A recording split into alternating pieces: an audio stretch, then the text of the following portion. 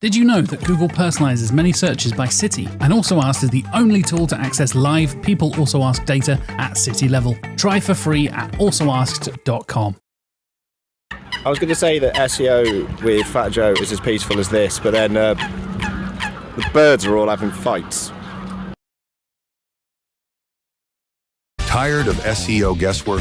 Quadra's AI agent goes deeper to uncover high-impact optimizations and completes hours of SEO in minutes. Get started now.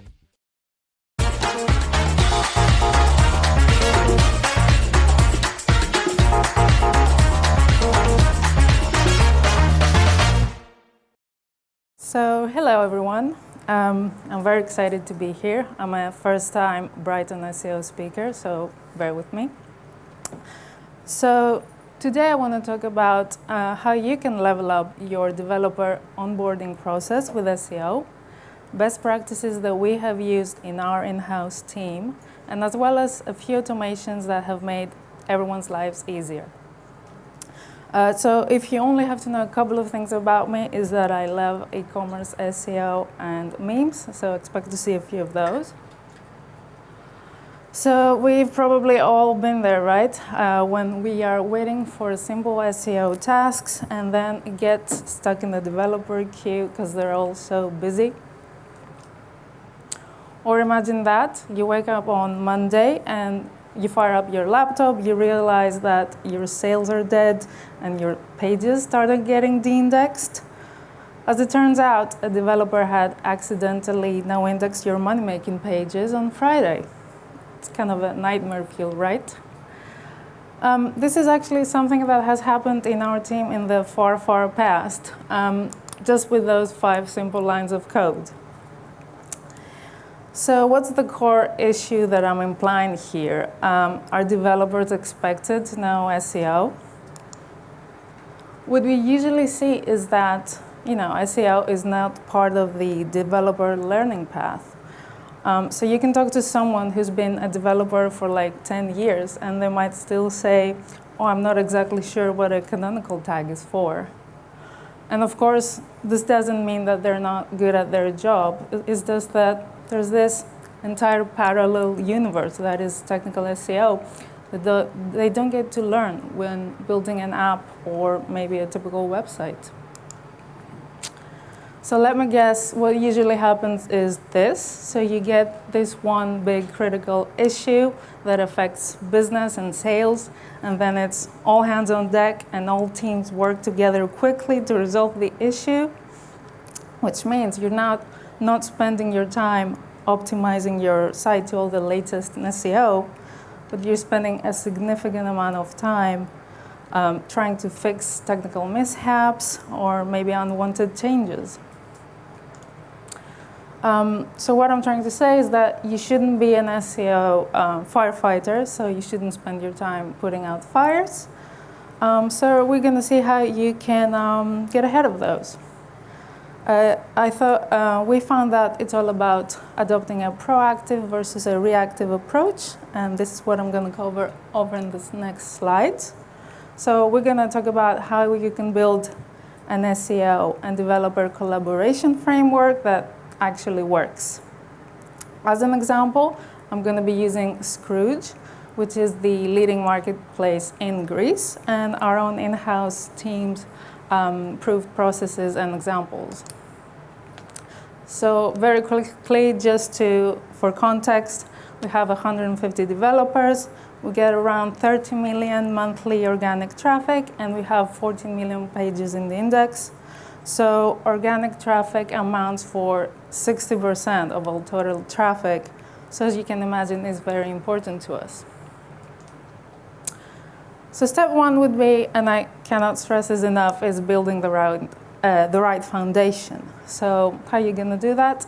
With the developer onboarding workshops that are focused on SEO. I would suggest running those every 6 to 12 months. So depending on your company's size of the developer team, as well as the influx of any new developers. What we do is target mainly newcomers. So this is focused on any new hires, but of course, all the developers should be welcomed. if they will feel like that this workshop would benefit them. And then, of course, it's very important to record. So that way, this workshop is going to be able to be replayed and then shared in all the relative channels. Of course, as I said, everyone's busy. So if you can keep it short and sweet, we found that around the 15 to 20-minute mark is where it's the sweet spot. After that, you're just losing them. And I think some extra time should be added in the end as like a little Q&A section. This is specifically for my agency and freelance friends. So if you're running a technical SEO audit, I would say do not hesitate to add developer training into your SEO roadmap. And of course, include it into your pricing from the beginning, because that's going to save you a lot of troubles and miscommunications later on. Step 2 is establishing the basic SEO principles that you want your developer to know about. So with e-commerce, there's so many general concepts like crawling and indexing. So which part of those are specifically important to your site and to your developers? So basically, please don't be like that. I think developers do not need to know the whole history of search engines just to be able to be helpful to your team. It's important to align this content that you're educating them on to their perspective. And to put it simply, just pick the language. To really hit home, we found that those two things really work. So using real-world examples on your website, and maybe competitors too, and trying to make it as interactive as possible. And I'll show you a few examples of how we do that. So what better way to learn than from past mistakes and the impact that they had? So we mentioned those. And the recipe is quite simple. First, you want to explain what happened. So for example, a mobile page redesign removed all internal links to our PLPs. Then you have the impact. And the impact shouldn't just mention what happened to your organic traffic, but how it impacted sale and the whole business. And then you have the lesson, or maybe what would you do differently this time? In this case, I would say, please try to use CSS to hide any content on mobile, and maybe make sure that you have kept all the links in the HTML. So we have to remember that there's multiple ways to solve a problem, and our developers are all about functionality. So as long as something works, it's fine by them. So it's our job, I think, to show them both effective and ineffective implementations from an SEO perspective, and which one they should choose or not. And as I said, and it dives into interactivity, so we're doing live audits, maybe digging into the code with our developers, hands-on tutorial of any tools that you're using.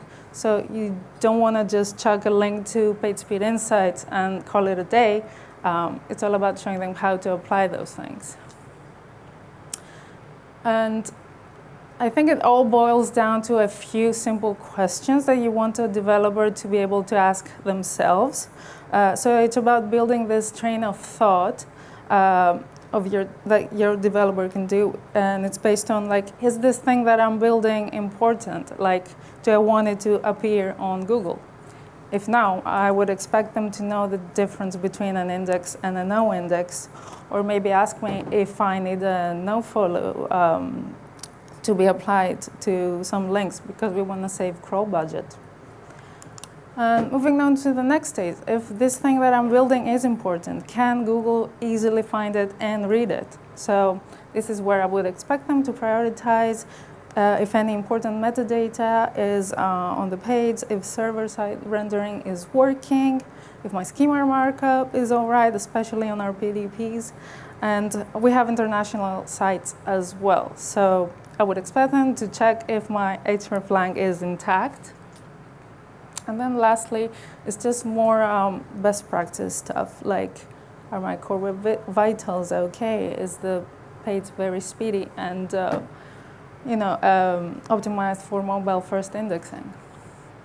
So as a disclaimer and to answer my previous question, now your developers should not be expected to know all the intricacies of SEO. So it's not about making developers into SEO specialists. So our goal is to integrate SEO QA seamlessly and naturally into the developer's workflow and mindset. This kind of flow we have also put into a little PDF that you can find on my website. And it's tying into this one. Step 3 is creating an SEO wiki for your developers.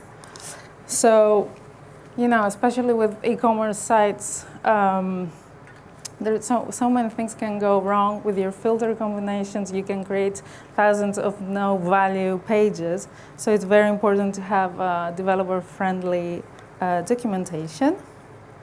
So what we do is we have this main SEO wiki. This acts as our main hub. So this is where all the teams can find things about our team or how to contact us.